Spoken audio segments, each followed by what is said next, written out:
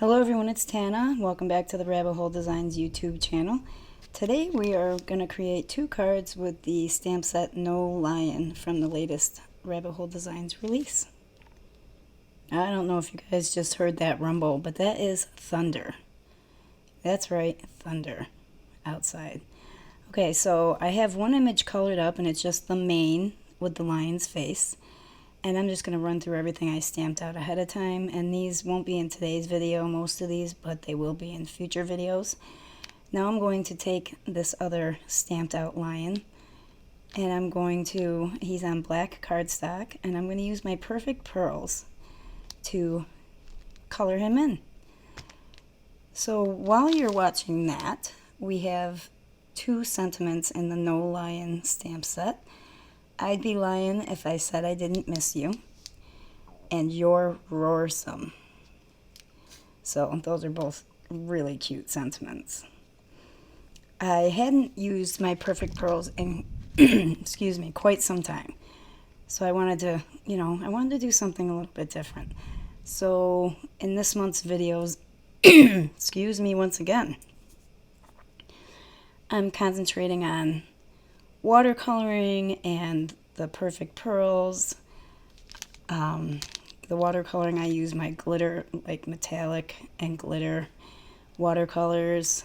I do use some regular watercolors. And the image that I have already colored, that was done with Copics. But I don't show that. So, doesn't count, people. Doesn't count. And you don't see everything that I color. The next video, give you a little bit of a heads up on what that's about. I'm going to use the Merry and Bright stamp set, and we're going to do lines versus no line coloring, and I do that with colored pencils. So that's the next video. If you guys watched the new release video, you know there's 4 stamp sets in this month's release.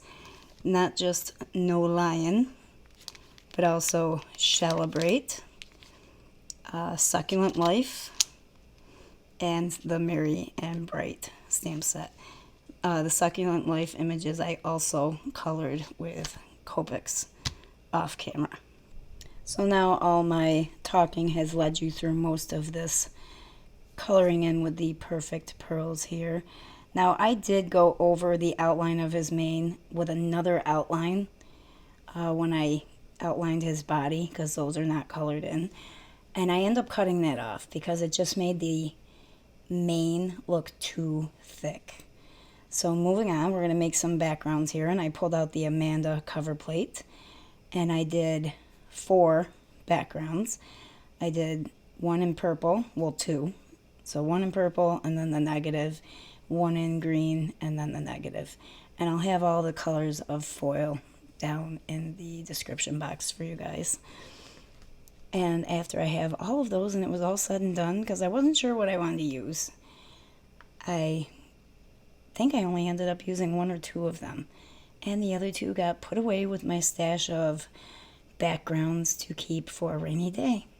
So I'm pulling out my very antique and old, I guess you could call it a decal edge trimmer, and I just trimmed off the 4 sides of that. I still have not gotten around to putting measurements up at the top of that thing. It does not have any measurements, so I basically kind of wing it when I use it. And then I'm going to take some more of that shiny Erin Lee black cardstock, and I'm stamping out my sentiment on there. And now originally I did it with holographic embossing powder, and that Erin Lee black, like shiny cardstock, embosses like a dream. But I ended up doing it, I think, with gold embossing powder, and that's the one I ended up using. So for this first card, I did not use a sentiment from the stamp set. I used the Adventure hot foil and word die, and then Is Calling from the Adventure stamp set.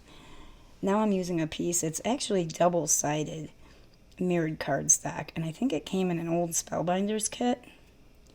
Not sure where it came from, but we're going to use that as our frame mat for our background.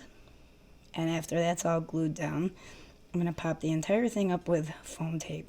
Now I just got some more foam tape from Amazon, and unlike my red foam tape, the backing on this stuff peels off like a breeze. I was so happy with it.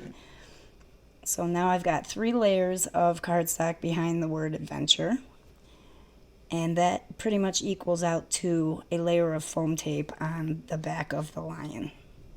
That way they're both at the same height.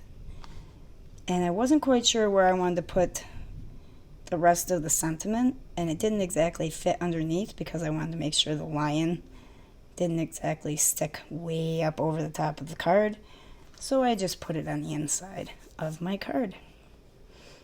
Use my T-square ruler to make sure it was nice and straight and even. And that's it for card number 1.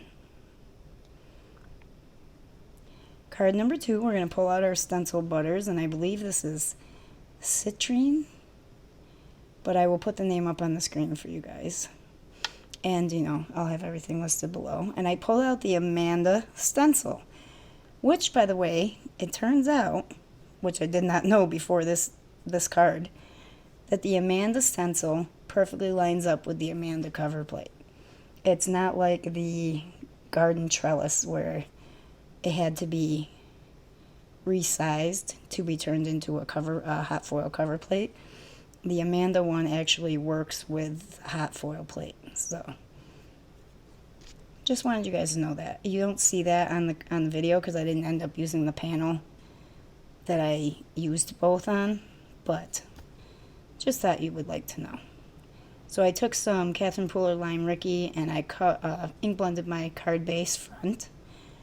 Just put a little bit of tape up there to make sure it all stayed on the front of the card base. And then I sprayed it with 2 different kinds of glitter sprays. I think Frost and then Avery's Clear glitter spray. And then some water because I wasn't getting the effect that I wanted from the sprays. And then I heat set that. Oh, now it's pouring, guys. I can hear it hitting the roof. I don't know if you guys can hear that. That should be fun. Okay, so we're still waiting for the panel and the card base to fully dry. So I'm going to stamp out my sentiments here. And I'm using just a leftover piece of green that seems to match my citrine background. Now I have foam tape on the back of that front panel there. And I'm going to add a little bit of Bearly Arts glue to it so I make sure it stays on that sprayed and ink blended card front. And I used if I forgot to mention, I used an arch dome die from my stash to cut that one out. Now I'm going to line up my sentiment, your roar some. And then I'm going to adhere the lion's mane and face on foam tape and add that to the center of the panel. Then I'm going to take some glossy accents, and I did his nose, the center of the flowers, and then I wanted to do all the leaves as well. I thought maybe it might have been too much, but it looks so pretty. I don't know if you can see it in the photos though. My photos never do my cards justice. I need to learn how to take better photos. I am definitely not a photographer. And that's it for the second card, guys. I hope you guys like everything you saw here today. Don't forget to sign up for the Rabbit Hole Designs email to be aware of all the new releases. Don't forget to check out the Facebook group and Rabbit Hole Designs on Instagram, if I can speak, to be aware of all the new inspiration daily from the design team. And we'll see you next time, guys.